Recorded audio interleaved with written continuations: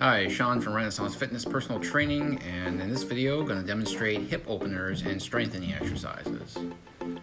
Okay, so the first one I'm going to demonstrate here is just a deep squat. So it's literally you bring your butt as close to the ground as you possibly can. Your hamstrings and your calves are in contact with one another, and you really just hang out there. Okay, so this is probably the most advanced form out of all the variations I'm going to show you here. So I wouldn't recommend beginning with this if you're just starting this kind of routine. So you kind of go in there and it opens up your hip girdles and your pelvic area. You can even do a few arm stretches like you see me doing right here, raising one arm to the ceiling and then the other, and back and forth, back and forth. So why we do stuff like this is that we're strengthening the pelvic hip girdle, which tends to be very tight and very immobile for a lot of people, mainly due to lack of use. Okay, it's just a natural byproduct of how we live our lives these days.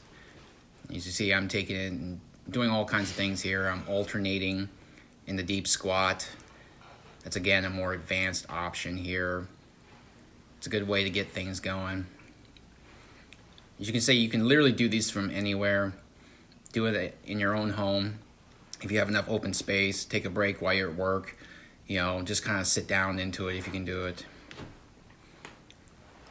Next one here is what's called a 90-90 sit. So you have your front leg and your back leg positioned at about 90 degrees. Try to flex your toes. And you just sit there like that.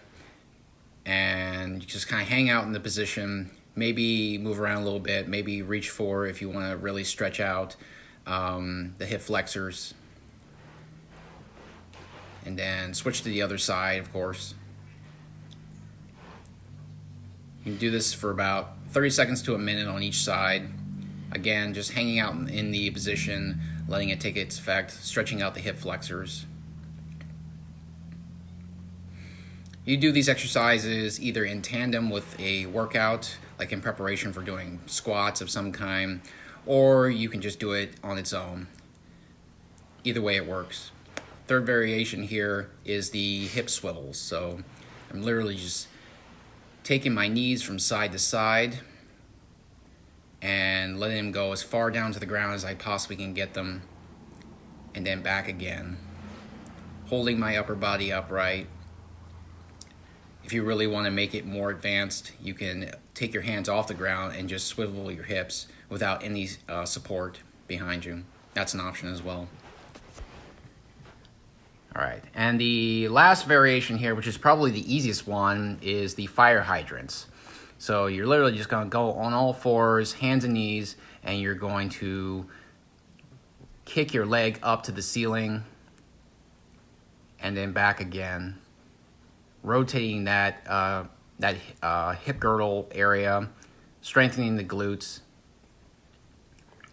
and then take it back the opposite direction. So you're bringing the knee forward and then kicking it out, just like you see me doing. And then the next one will be a lateral movement where it goes from side to side.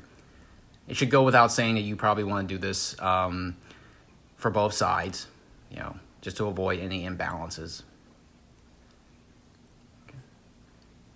But those are the variations. These are hip openers and strengthening exercises. These are to help with tight hip flexors, tight hamstrings, core, everything. Okay? Hit me up if you have questions or comments. Thanks so much for listening.